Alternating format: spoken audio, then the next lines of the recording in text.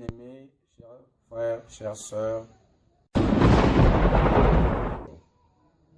je suis l'apôtre des nations, Destin Gavé, le consolateur, votre serviteur, le serviteur de Jésus-Christ.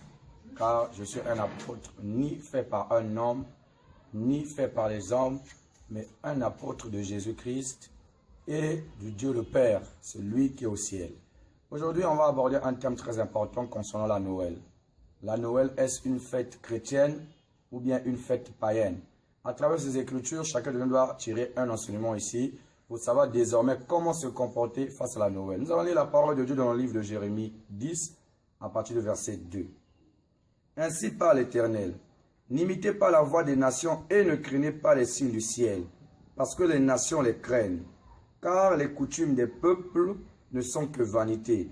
On coupe le bois dans la forêt, la main de l'ouvrier le travail avec la hache, on l'embellit avec de l'argent et de l'or, on le fixe avec des clous et de marteaux, pour qu'il ne branle pas, car c'est Dieu comme une colonne massive, il ne parle point, on les porte parce qu'ils ne peuvent pas marcher, ne les craignons pas car ils ne sauront faire aucun mal, ils sont incapables de faire du bien. Donc on voit ici là que Jérémie c'est l'un des grands prophètes de l'histoire de la Bible.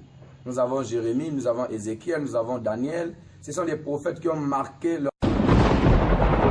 Et celui qui a prédit un peu les choses, car il a été connu depuis le ventre de sa mère. Donc Dieu l'a connu bien avant même qu'il ne vienne au monde. Et c'est une personne qui a fait des grandes choses.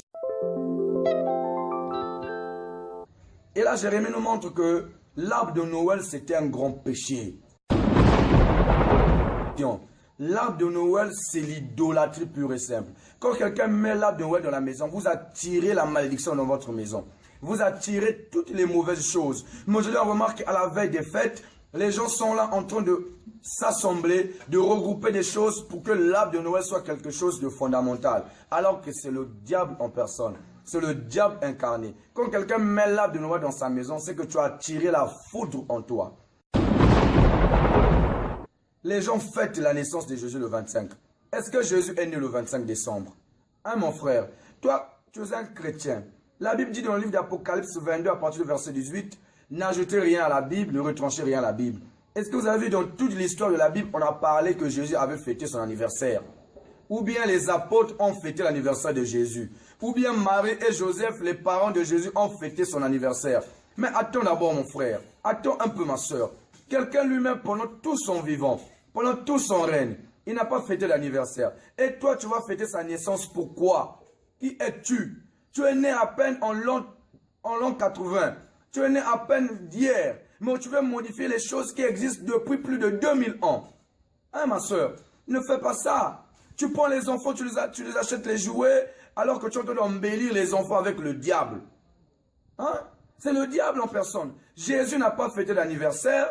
Jésus n'a pas fait de fête d'anniversaire. Il n'a pas fêté sa naissance, ni sa mère Marie, ni ses apôtres, ni les premiers chrétiens de l'histoire de la Bible ne l'ont pas fait. Et toi, aujourd'hui, pourquoi tu le fais? Dis-moi d'abord. Pourquoi tu fêtes la Noël? Tu le fêtes pour qui?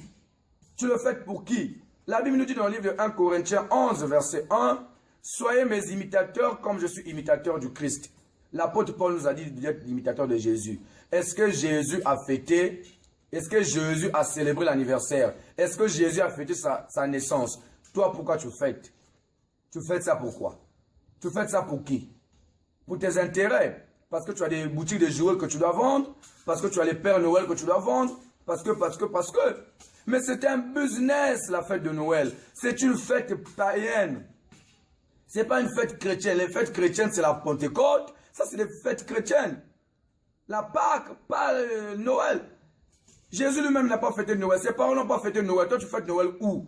Montre-moi un seul verset biblique où on a fêté Noël dans la Bible. Je prends ma Bible, je cache, je brûle ma Bible. Mais comme dans la Bible, il n'y a pas quelque part où on a fêté la Noël, toi aussi ne faites pas. Un chrétien doit se refléter de la Bible. Un vrai chrétien, c'est la Bible. Si quelque chose n'est pas dans la Bible, tu n'obéis pas. Mais aujourd'hui, les gens font des choses à leur façon désormais. Parce qu'ils se disent non, ils obéissent maintenant aux traditions, aux coutumes, toutes ces choses-là. Je vais vous dire un truc. Jésus, quand il est venu au monde, l'ange Gabriel est venu annoncer à Marie que tu seras enceinte.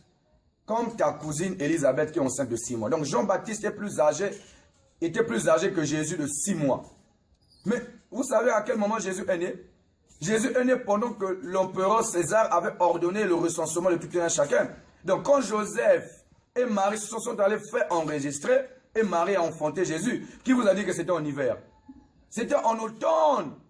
C'était en automne, à la période de levain. Ça ressemblait un peu à Lévitique 14, où à cette époque-là, les gens se rassemblaient pour faire ce qui était normal lors des récoltes.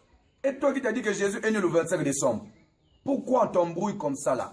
Jésus n'est pas né en hiver, Jésus est né en automne. Allez-y lire dans Luc 2, vous allez voir quand l'ange Gabriel a apparu à Zacharie, le père de Jean-Baptiste, il lui a dit, ta femme sera enceinte et elle va enfanter 9 mois plus tard. Mais regardez, essayez de calculer.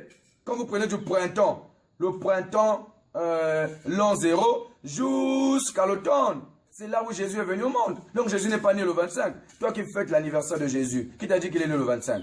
On t'embrouille facilement avec des traditions et toi tu t'embourbes aussi, tu te laisses faire et tu te dis un chrétien. Je vous dis un truc. Pour tous ceux qui fêtent la Noël, sachez une chose, vous irez droit en enfer. Si vous ne repentez pas, si vous ne faites pas baptiser par le Saint-Esprit, d'accepter Jésus-Christ comme Seigneur et Sauveur, et d'obtenir le don du Saint-Esprit, vous irez droit en enfer. Vous allez droit en enfer. Donc, je ne veux pas tirer en longueur, je crois que j'ai été assez clair sur cette question. La Noël n'est pas de Dieu. Ce n'est pas une fête chrétienne, mais c'est une fête païenne. Vous êtes libre de comprendre ou d'accepter. Si quelqu'un veut accepter, tant mieux. Si quelqu'un refuse aussi, je ne suis pas là. À l'époque, Noé n'avait sauvé que sa femme, ses 3 enfants, et les 3 enfants, et les 3 femmes de ses enfants. Donc au total, il y avait seulement 8 personnes qui étaient sauvées à cette époque. À l'époque de Sodome et Gomorrhe, seul Lot a été sauvé. Car sa femme n'a pas obéi à Dieu, elle a regardé par le derrière, et elle a été foudroyée. Donc aujourd'hui, là, si vous n'êtes pas sauvé, si je sauve ma femme, si je sauve un petit troupeau de 4, 5, 6, 7 personnes, je serai comme Noé, et je serai fier devant Dieu. Très fier devant Dieu. Donc, je le fais, c'est pour votre intérêt. Si quelqu'un pense qu'il ne peut pas me suivre, il ne peut pas suivre ma doctrine, il est libre.